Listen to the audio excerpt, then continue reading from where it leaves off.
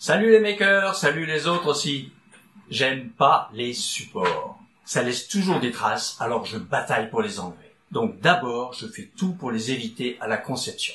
Ensuite, j'ai cherché, dans la vidéo que vous verrez là-haut, la buse qui permettait de faire les ponts les plus longs. Ensuite, j'ai fait des tests d'orientation pour voir quel était l'angle qui permettait le surplomb le plus élevé. On peut faire pas mal de choses sans support, mais comme on le voit là, il y a des limites. Il y a des fois où il n'y a pas le choix. Quand j'ai voulu faire la boîte qui tient l'interrupteur marche-arrêt de mon Lanette avec cette énorme cavité, là, j'ai pas réussi à éviter les supports. J'ai fait plusieurs tentatives et je vous livre ce à quoi je suis arrivé avec Cura. D'abord, je modifie l'angle de porte-à-faux. En standard, Cura le met à 50 degrés, moi je le mets à 70 degrés. Ensuite, la densité du support. Vu que Cura arrive à bien faire des surplombs, c'est pas la peine de mettre des supports super costauds et difficiles à enlever. Donc, 10% de densité, c'est bien bon. Après ça, vous avez la surface minimale des supports. Pas la peine d'avoir des supports pour 1 mm². Donc ça se règle. Je le mets à 10 mm². Mais attention là aussi, si on met plus que 10, mettons 11, Cura va venir mettre la petite case en orange et pas tenir compte de ce paramètre. Enfin, il y a la structure des supports. En mode normal, les supports, ce sont des piliers qui montent du bas vers le haut. Et donc il y a des traces en bas et en haut quand on les enlève. En mode arborescent, les supports partent sur le côté et viennent contourner la pièce pour venir se positionner là où il faut. Donc je préfère, ça évite les traces en bas. Mais allez savoir pourquoi, en mode arborescent, on n'a plus le réglage de la surface minimale du support.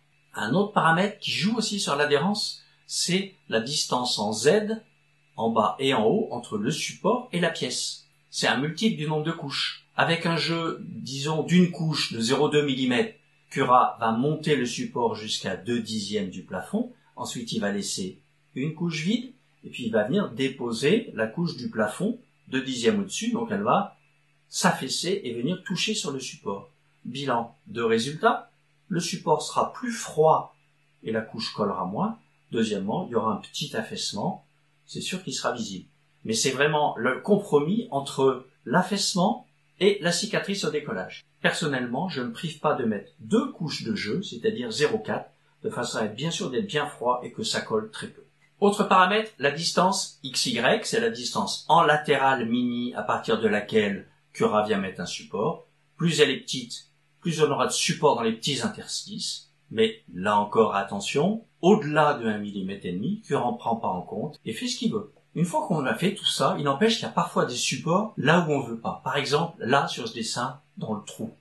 Alors, il y a encore un paramétrage. C'est le positionnement des supports. Ça permet de dire, je ne veux pas que les supports partent de la pièce, mais il faut qu'ils partent du plateau. Donc là, par exemple, avec ce support arborescent, ça permet d'éliminer le support dans le petit trou. Mais bien évidemment, en mode de support normal, sur cette pièce, ça va éliminer tous les supports, vu qu'ils partent tous du bas de la pièce vers le haut de la pièce. Bon, avec tout ça, on a de quoi faire pas mal de choses. Mais il y a des cas assez impossibles, comme cette pièce-là, avec cette cavité. Avec les supports arborescents, j'y arrive, mais elle me laisse quand même des supports, vous les voyez, dans les trous. Notez que j'ai dû mettre le paramétrage maxi d'angle de support arborescent pour aller au fond de ma caisse. Qu'à cela ne tienne, je sors l'arme secrète des dernières versions de Cura, le bloqueur de support. En mode préparé, je clique sur l'icône en bas à gauche et je viens cliquer et glisser un petit cube bloqueur.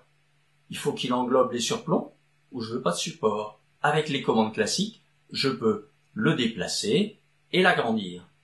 Il faut qu'il englobe les surplombs où je veux pas de support et découper.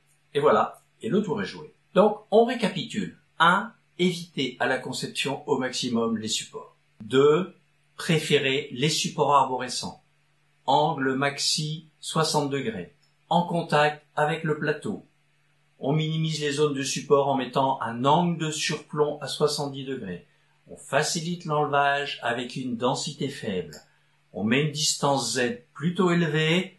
Idem pour la distance XY. Et si vous êtes vraiment obligé de mettre des supports normaux, une surface mini des supports de 10 mm². Et enfin, l'arme secrète des bloqueurs de support. Voilà pour aujourd'hui, j'espère que ça vous a été utile. Si ça vous a plu, n'hésitez pas à vous abonner. Je fais pas 1000 vidéos par an, je vais pas vous spammer. Un petit pouce bleu là en bas, ça fait toujours plaisir. Allez, À plus!